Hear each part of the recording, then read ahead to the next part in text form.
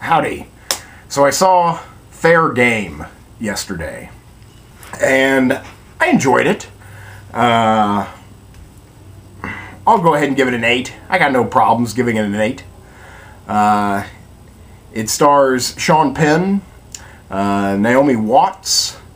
Those are the two big names in it. It's directed by Doug Liman, who did Swingers and Go and The Bourne Identity. He also produced the other two, but he directed the first one.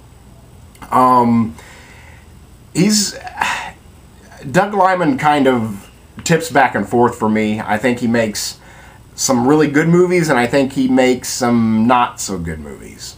I did not care for Mr. and Mrs. Smith. I did not care for Jumper. So I think this is his first film since Jumper, and he's definitely showing off what he learned from Paul Greengrass, the guy who directed the final two Bourne movies. Doug Liman still produced them again, but Paul Greengrass directed them, and I think he's kind of just showing off what he has learned from that experience, because he takes a very dramatic story and has a lot of handheld camera work going on, makes it seem very urgent, makes it seem very raw, so that's cool. It's just kind of maybe what you could call a return to form for Doug Liman. Because again, I think he is a very talented filmmaker. It's about, it is the true story, I mean it says based on a true story, of, I don't want to get her name wrong, Valerie Plame, who was outed by the Bush administration as a CIA covert spy, blowing her cover, ruining missions, ruining lives, and again, supposedly a very true story. And I don't know how true it is. It's based off of 2 books, which supposedly are factual and based on fact. So I have a feeling that most of what I'm seeing is very true. It seems very real. And it feels very honest. So I think that's a good thing. It makes you like it even more. It gives it this air of importance that it probably normally wouldn't have. It's uneven, you know, it feels a little uneven or unbalanced maybe, because like half or more than half, 75% of the movie is like political intrigue and, you know, maybe even spy work. And that's fascinating, and Doug Liman does that very well, you know, keeping you on the edge of your seat. So 75% of the movie is, you know, kind of edge on your seat, white knuckle thriller, and then the other 25% is domestic, home life, marriage falling apart, trying to save the marriage. And honestly, I liked both aspects. I really enjoyed the intrigue and white knuckle, and I really enjoyed the character work, relationship study, when it's just sitting around a kitchen table. I really enjoyed both of them, both of those aspects, but I wish they meshed together better.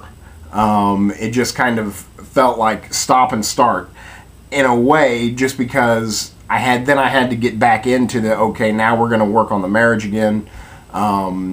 She's married, Naomi Watts' character is the spy, and, you know, she's going around the world globe-trotting, doing covert operations, trying to help people by being dangerous.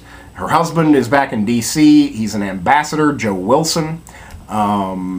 He he's very outspoken.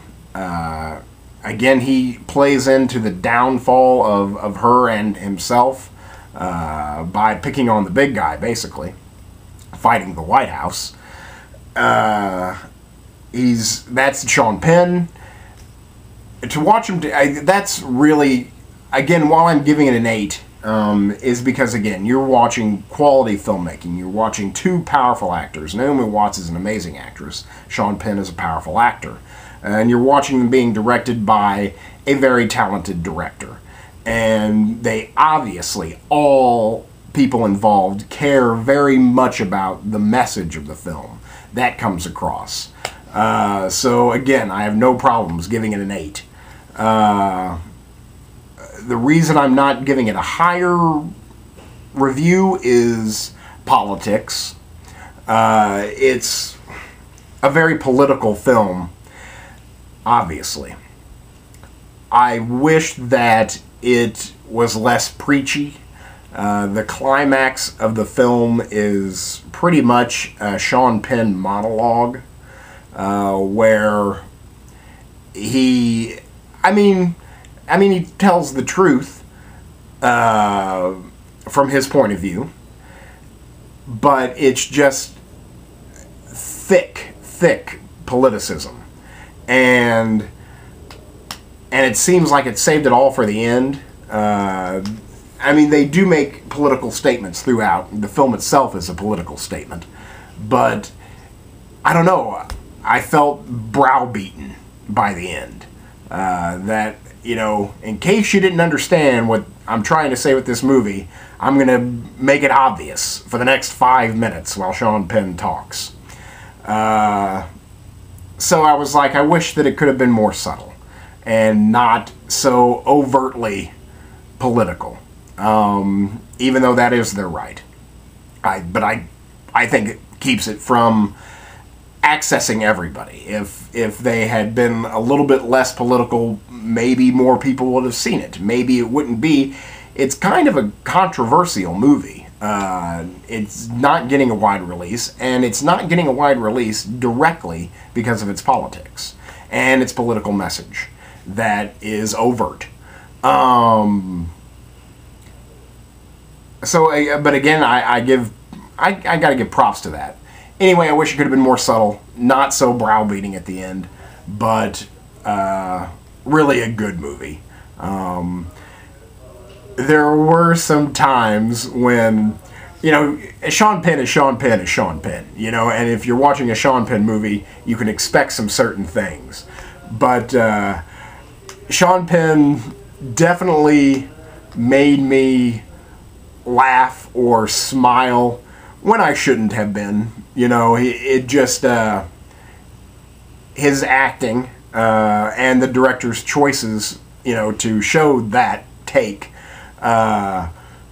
it's Sean Penn. You can't help but be Sean Penn. It's like watching Al Pacino. It's sooner or later he's just going to be Al Pacino, despite whatever character he's playing. Same thing with Sean Penn.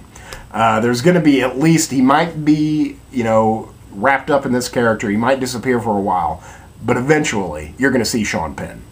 And you see Sean Penn sometimes here, and I don't think that it's at the appropriate times. Naomi Watts, great actress. I wouldn't be, sad if she got a nomination, Best Actress, for this.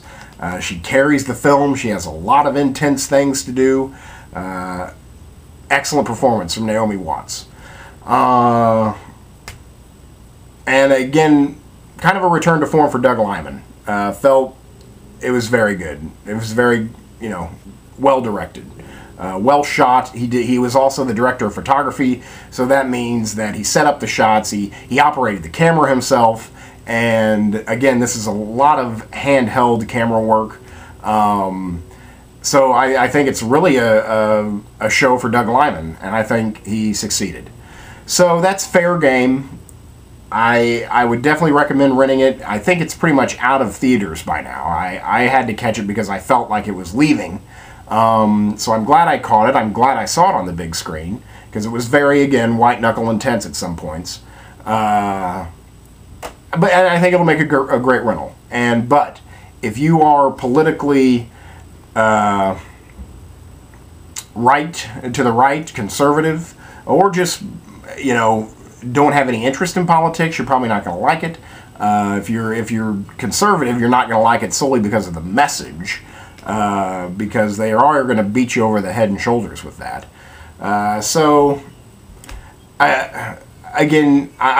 I'm recommending the film. It's an 8. It's a good movie, but I wished that it had been more subtle and less preachy, and that's about it. That's fair game. It's an 8. Check it out.